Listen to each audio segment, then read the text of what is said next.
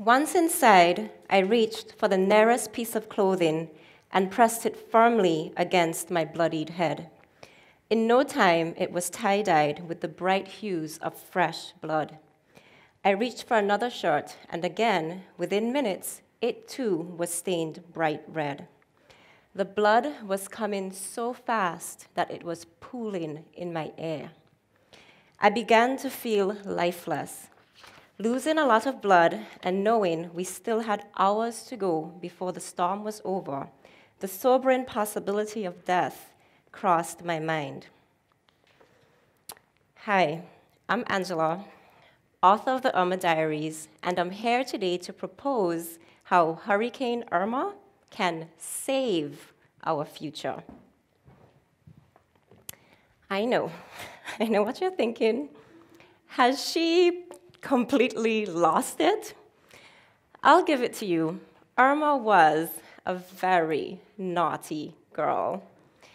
Packing maximum sustained winds of 185 miles per hour with regular gusts of over 200 miles per hour, Irma set the record as the strongest hurricane ever at time of landfall in Atlantic history. And she gave the Virgin Islands a real good knockout. Irma's aftermath resembled a bombing, followed by a fierce wildfire. Irma threatened to bring our economy to its knees instantly. She left all of us without electricity or running water for months, some longer than others. February 25th, that's the day I got electricity again. She left most of us without a roof, or at least with missing windows and doors, and she took many of our cars on a joyride, returning them in a complete wreck or with busted out windows and windshields. Very sadly, Irma even took 4 lives. Some people don't even want to hear Irma's name. And Angela is here today to talk about how Irma can save our future. I promise to convince you that I haven't lost it, but first, I need you to understand something very important. Irma wasn't just an event of our past. Unfortunately, Irma represents a new, scary era of unprecedented hurricanes. Irma was a glimpse of our future. Now, don't stone me, I'm just the messenger. But all jokes aside, the science on this is very clear. Since Irma, I've had the privilege of getting to know Kerry Emanuel, a world-renowned meteorologist, professor of atmospheric science at MIT, and a man who has dedicated his career to studying the physics of hurricanes. And he explains the links very plainly. He says hurricanes are fueled by the evaporation of seawater, and the warmer water becomes, the faster it can evaporate. We've known for 30 years that increasing atmospheric carbon dioxide increases the speed limit on hurricanes. And it doesn't come as any surprise that we keep breaking hurricane records. And breaking records we are. Irma didn't trek the Atlantic alone. The whole family came. Her father, Harvey, her sister, Maria, to name a few close relatives. The 2017 hurricane season went down as the most destructive on record.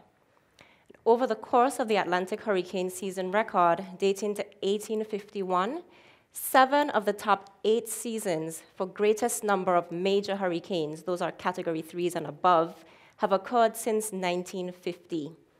And 7 of the top 10 seasons for accumulated cyclone energy have also occurred since 1950.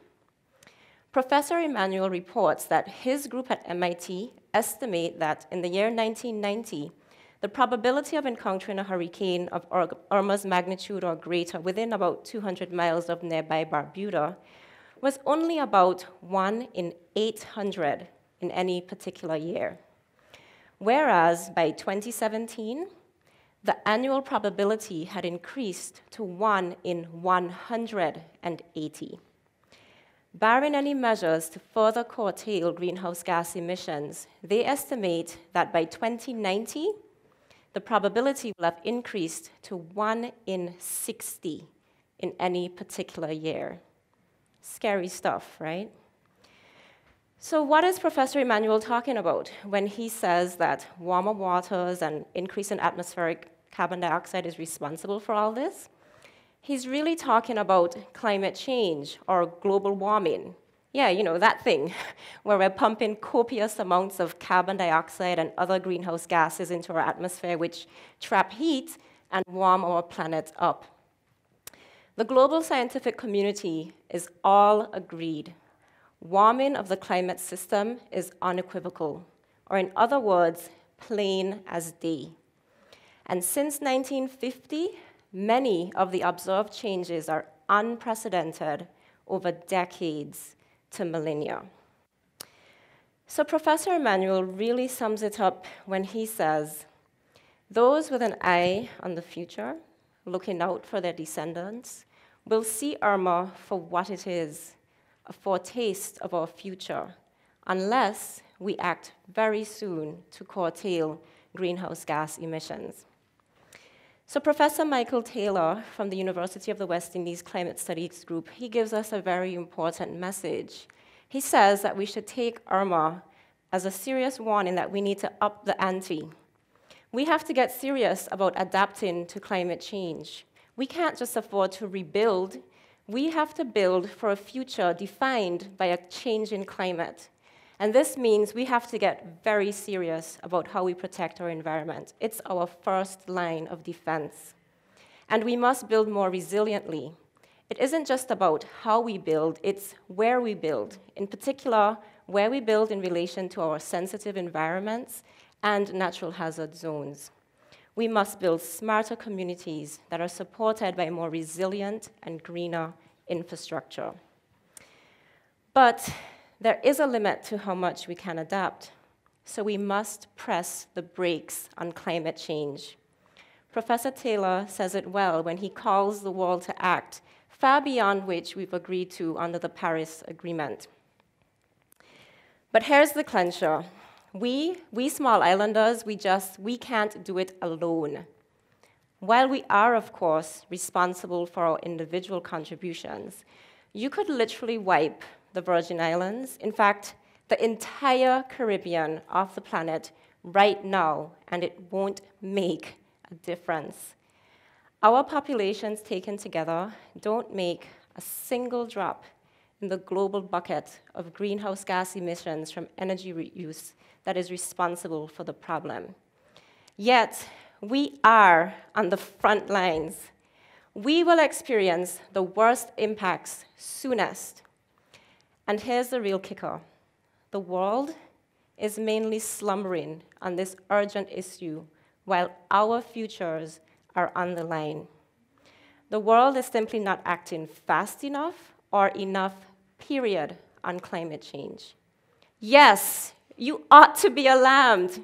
You ought to be angry. You ought to worry about your future. And you ought to want to wake up the world and shake it into action. How is it that the masses can so readily ignore this crisis brewing around us? Well, it's simple. Have you ever acted on something you didn't care about? Have you ever really cared about something that you didn't have a personal connection to? The reality is that most people around the world, including people right here, don't feel a personal connection to climate change. And when we are disconnected, we don't deeply care. And when we don't care sufficiently, we don't act enough. It's that simple. Now, this doesn't mean that in reality we are disconnected or immune from climate change impacts. Far from it. And it doesn't make us bad people. It simply means that we have a bad disconnect. My mind often goes back to my very first lecture on climate change as an environmental studies major. I remember walking out of the room with thoughts of polar bears and melting ice caps foremost in my mind, and happily thinking to myself, well, I'm a Caribbean girl. Climate change doesn't have that much to do with me, and it doesn't seem that bad. Ironically, I've gone on to lead the charge on climate change in my country. Over the last 10 years, I've written our climate change policy, conducted a vulnerability and capacity assessment, educated the public, and helped to develop our very own local climate change trust fund. And very early on that journey, I learned that climate change has everything to do with me, with us, and our future. And herein lies the problem that Irma, strangely enough, can help us solve. The history of communication on climate change has firstly been defined by scientists desperately trying to convince the world of the science that says, Mayday, we have a problem.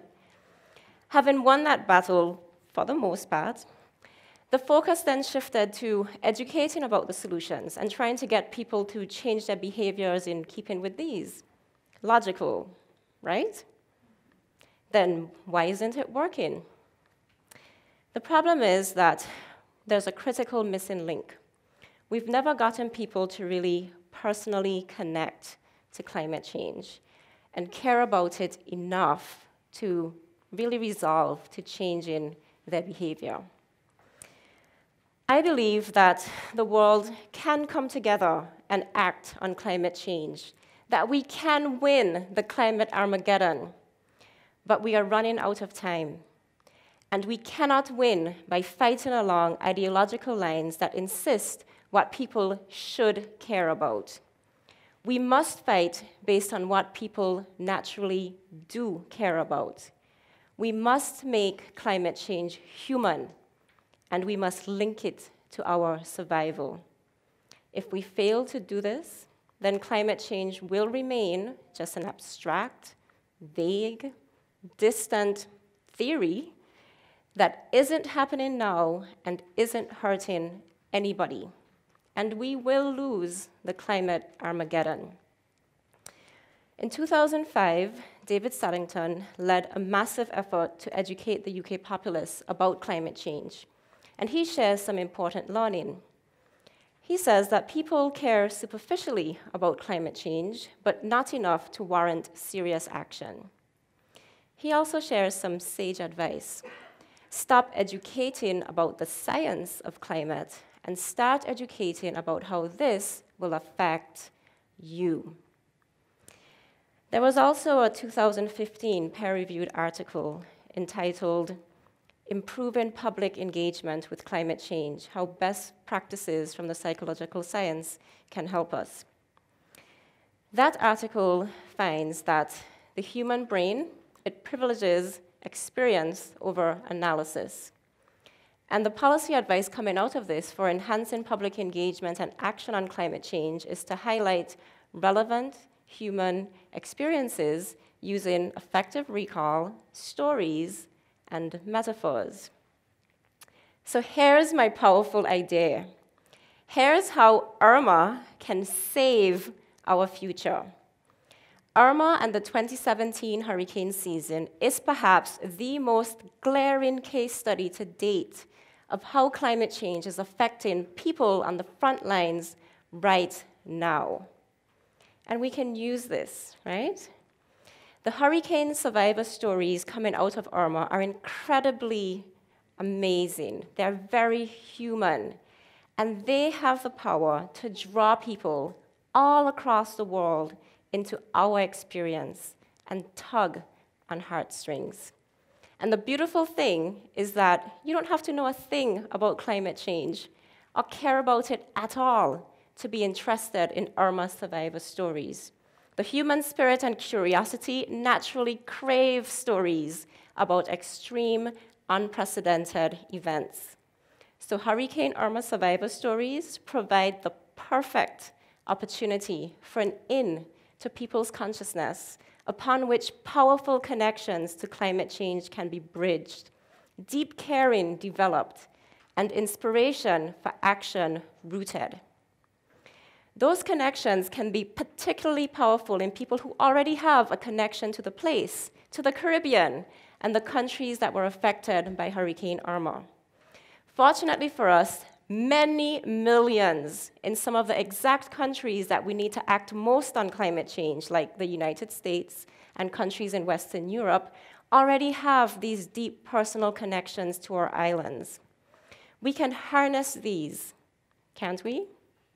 There are many millions that make up the Caribbean diaspora, and there are many millions of tourists who visit and enjoy our shores annually. Let's harness these connections, coupled with the inspiration of our powerful Irma survivor stories, to get people to really connect. This idea of harnessing our experience, right, inspired me to connect the dots. So I decided that I could use these stories to help people to connect, to inspire, to really create action on climate change.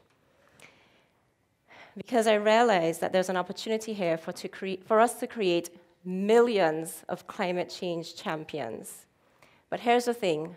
First, we have to be the champions of our own stories, and we have to connect them to the bigger picture. And that is how the Irma Diaries, compelling survivor stories from the Virgin Islands, was born. It's an attempt to do just this. Through the Irma Diaries, I intend to reach the unexpected, unsuspecting audiences where they are and draw them into the climate change storyline. Get them first to care about climate change through our amazing personal stories, and then they will naturally act. I hope to eventually reach the apathetic or unbelieving masses and bring new, powerful actors to the stage to help us craft a new storyline that we on the front lines so desperately need. Shaquem Freeman is the face of climate change. I started with a passage of his story that is captured in the Irma Diaries. Now, Shaquem is a typical 25-year-old, and he was actually the first person that I interviewed. You have to understand, Shaquem showed up to the interview riding his motorcycle, introduced himself by his nickname, Shooter, explained that he was an aspiring musician who spent his spare time clubbing. We had a truly beautiful interaction. At the beginning of the interview, Shaquem didn't know much about climate change, and I took the opportunity to explain how Irma and his near-death experience were linked to climate change. Before we parted, Shaquem had one very important question for me. He wanted to know how he could make a personal donation to our Climate Change Trust Fund, where I had explained that 25% of the profits from the book would be donated. That interaction still inspires me today because it demonstrates clearly how a personal connection to climate change can lead to instant climate action.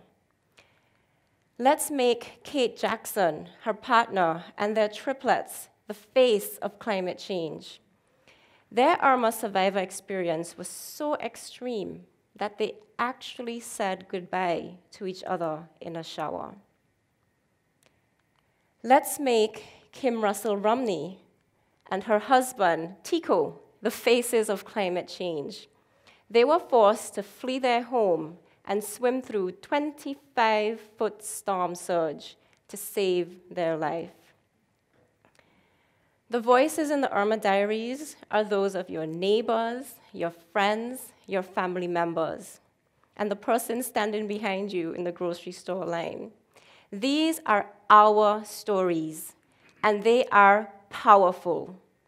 They can remain just a part of our past, or if we boldly share them with the world in a way that connects the dots and inspires action, then they can save our future. Please join me. Let's make Armageddon the decisive battle, the turning point in the climate Armageddon. Thank you.